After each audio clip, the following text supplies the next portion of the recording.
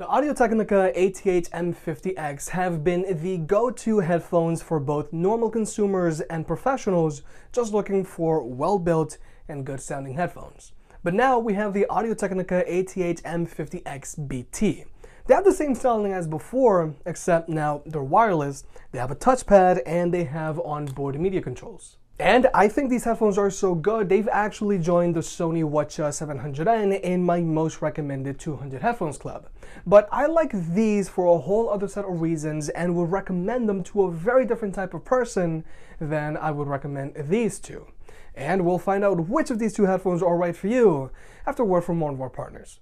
NordVPN is a simple and affordable way to keep your data safe and secure, whether you're browsing at home or on public Wi-Fi. Every other day you hear about some massive data breach on the news, so you should take some steps to keep yourself safe while you browse the internet. With NordVPN, you can keep your browsing habits hidden from your ISP, governments, and other third parties like hackers. You can bypass content restrictions and censorships if you're overseas, and your ISP will no longer be able to throttle your internet speed. NordVPN can do a lot more, but these are the main reasons I use them.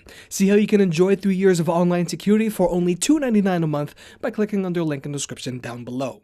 The Audio-Technica ATH-M50xBT currently retails for $200, which isn't that bad because the non-wireless version typically retails for $150, meaning that going wireless is just a $50 premium, unlike the HyperX Cloud Mix, which carries a $100 premium over its non-wireless version. And for comparison, the Sony WH-CH700N also retails for $200, but routinely goes on sale. If you want to pick either of these headphones up, I'll have links in the description below, and if you use the links, it really helps out the channel. I suggest you check them out because Sony's headphones routinely go on sale, so you might get lucky. So first, let's go over what comes in the box. The M50Xs come included with a pleather carrying pouch, which admittedly is a pretty snug fit for these headphones. Even though these headphones are built like a tank, I still suggest you invest in a hard shell carrying case if you plan on traveling or working with these headphones if you're a content creator. The M50Xs also come included with a micro USB cable for charging. Now yeah, it does suck that these headphones have micro USB in late 2018, but I think Audio-Technica did that as a cost-saving measure.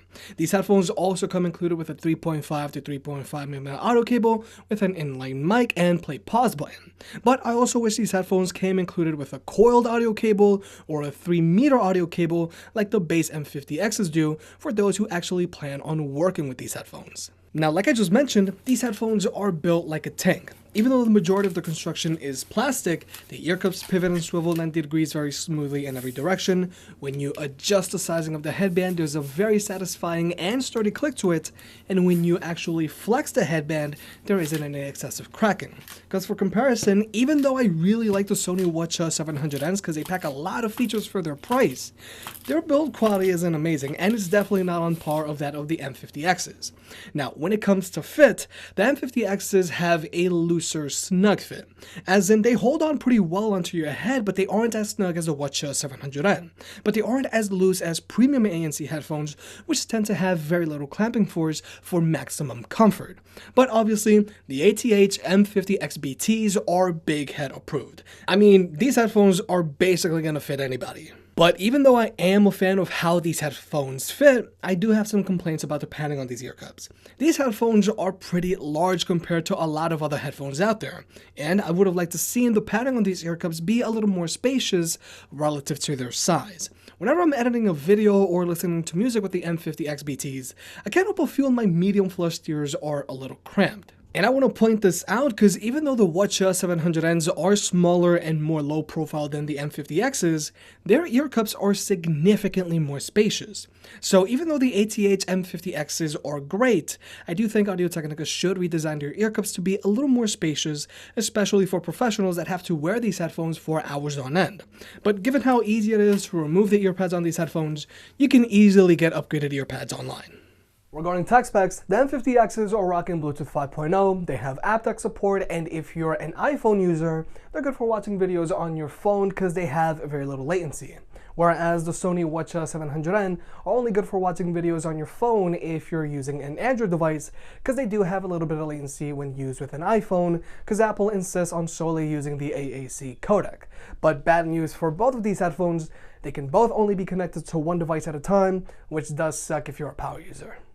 But when it comes to battery life, both of these headphones are monsters. Audio-Technica advertises a 40-hour battery life on their ATH-M50xBT, and Sony advertises a 35-hour battery life on their WH-CH700Ns, and that's with ANC turned on. If you use them with ANC turned off, you should be able to get a longer battery life. But either way, both of these headphones should easily last you 2 weeks in between charges, if not more. But now let's talk about sound quality. Just like before, the ATH-M50xBTs have a neutral sound signature, which is great for professionals who actually plan on working with these headphones, and it's just good for people who just prefer a neutral sound signature whenever they listen to music. The highs never peak, the mids have good detail and separation, and the bass gets deep. But it doesn't kick you like some other headphones, specifically the WH-CH700N. For some people, whenever they listen to music with their headphones, they don't just want to hear the music, they also want to feel it. That's why some people gravitate towards bass-heavy headphones, and that's why other headphones like the Skull Candy Crusher 360s are so popular. The WH-CH700Ns give you that kick you're looking for, but their audio fidelity isn't as good as the ATH-M50xBTs. Even if you were to go into the WH-CH700Ns app and give them a neutral sound signature similar to the M50Xs, their clarity and instrument separation just isn't as good as the Audio-Technicas, but they still sound decent. So that's why I feel the Sony WH-CH700Ns are better suited for normal consumers that want to have a good time with their headphones, and the Audio-Technica are better suited for people and pros who want or need a more accurate reproduction of their audio but still want headphones that they can take on the go with them. But just so that there isn't any confusion, because this question has popped up a lot lately, these headphones don't have active noise cancellation.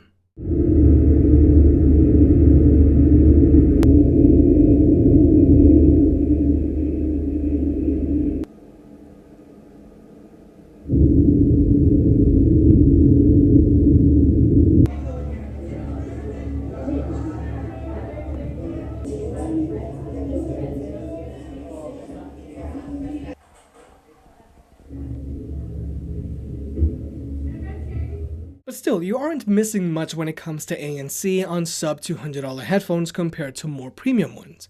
ANC on cheaper headphones is really only worth using to block out a small amount of constant road noise, and you're still going to get a lot of ambient sound when wearing either of these headphones outdoors. But expanding on this whole I like both of these headphones but would recommend them to very different types of people theme, the ATH-M50xBT are geared toward people who want to work with them in the studio, in the editing bay, or on a set, but then wear them on their commute back home. One of the most important things I want to point out about the ATH-M50xBTs is that if you try to use them with a wired connection, they can only be used passively, as in they automatically power off. But when they're used passively, they still produce a very clear and accurate sound. Because for comparison, most ANC headphones can be used passively, but they don't sound good. The bass and highs are there, but the mids aren't, so they sound very shallow. So if you want to use a pair of ANC headphones to monitor the audio in your project, you have to use them while powered on. So if you're on a set with a lot of moving parts, that's one more thing to remember to keep charged. So that's why lots of people still prefer to use wired headphones or Bluetooth headphones without ANC. So that's one of those small details as to why I would recommend the Audio-Technicas to professionals. And then, when you're done with work, you can leave the wire behind and enjoy the great sound quality the ATH-M50xBTs have to offer wirelessly. Now, one of the things I'm glad Audio-Technica didn't include with these headphones were the touch controls found on their ATH-M50x700BT Quiet Point headphones. The touchpad was so bad on those headphones, it actually ruined them for me. Instead, the M50xBTs have your standard volume up, volume down, and play pause button setup on their left ear cup. Besides being on the left ear cup and having to press and hold the volume up and volume down buttons to skip through your music, I like them and they get the job done. But the M50xBTs still have a touchpad on the left ear cup that you can press and hold to summon your voice assistant. I don't get why you can't just press and hold the play pause button to do this like on most other older headphones. And I would have personally preferred to not have a touchpad if it meant that that money could have gone towards upgrading these headphones to USB-C. And if Audio-Technica is using the touchpad feature on the M50xBTs to make them look more impressive or high-tech, then I wish they also had direct voice assistant integration, which is increasingly becoming more popular on headphones these days. Turn on the studio lights, and what is the current price of Bitcoin?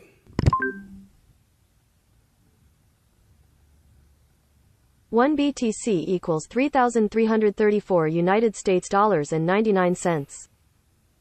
You got it, turning 2 lights on. But just going off of their software and just how unimpressive their Audio-Technica Connect app is, I don't have any high hopes of seeing Google Assistant integration making its way onto these headphones in the future, like it did on the Sony WH-CH700N. And finally, here's the microphone test. And just like most other headphones out there, the audio quality still isn't that great for phone calls. And it's not just Audio-Technica. Every company out there should be doing better with the microphones on their headphones if they want them to be more popular. But overall, like I said at the beginning of this video, I like and recommend the new ATH-M50xBT over the Sony WH-CH700N for a very different set of reasons.